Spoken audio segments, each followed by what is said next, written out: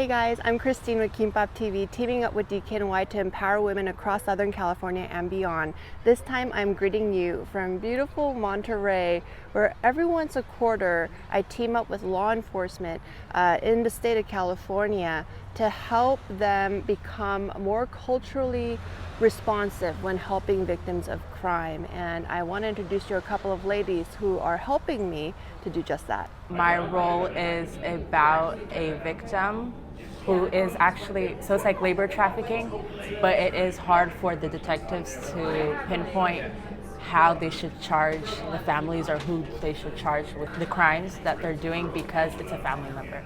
So it's the daughter-in-law. I'm a Latina woman, 25 years old, and I came from Mexico to work, got kidnapped, and now I'm in a brothel. Saida and Cynthia each drove more than 3 hours this morning from Sacramento to Monterey to play the role of an Afghan and a Mexican victim of human trafficking. I can't relate, but I've heard a lot of stories, this is something that's very common in our culture. Unfortunately, like I was talking to the detective, it actually happens quite often, especially in like Middle Eastern culture, African culture, all like that area, those areas, it happens a lot where they'll bring in a family member, and once they bring in the family member, they'll basically exploit them into labor trafficking.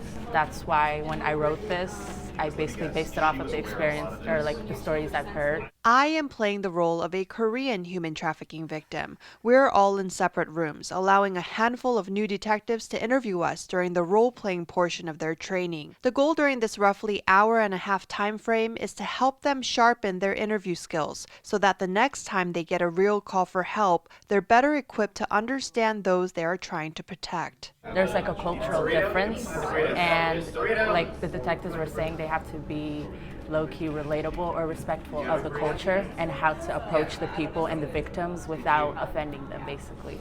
After providing feedback to the detectives and sharing other tips that could help, both ladies hit the road again for their long drive back home. This is the second time I've worked with them at this training. While it offers me an opportunity to heal and to do something meaningful as a domestic violence and sexual assault survivor, I asked Cynthia and Saida why they continue to choose to take so much time and effort to do this. Because I'm actually here because I support law enforcement. I'm a huge law enforcement supporter. I have a cousin that's a CHP officer. My sister's a deputy in the military. My brother was a Marine. My mom was in the Army. My niece is in Japan. She's a Marine also. So yeah, I'm here to help out law enforcement. It's rewarding and it's pretty fun if you do it with friends. So like I met you meet a lot of great people. It feels good.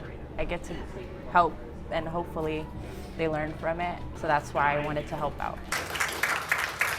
I also hope our collective efforts can empower more women to stand up against their abusers, get the help they need, and choose to live a life free from shame and violence. Thanks so much for watching. I'll see you again in my next video.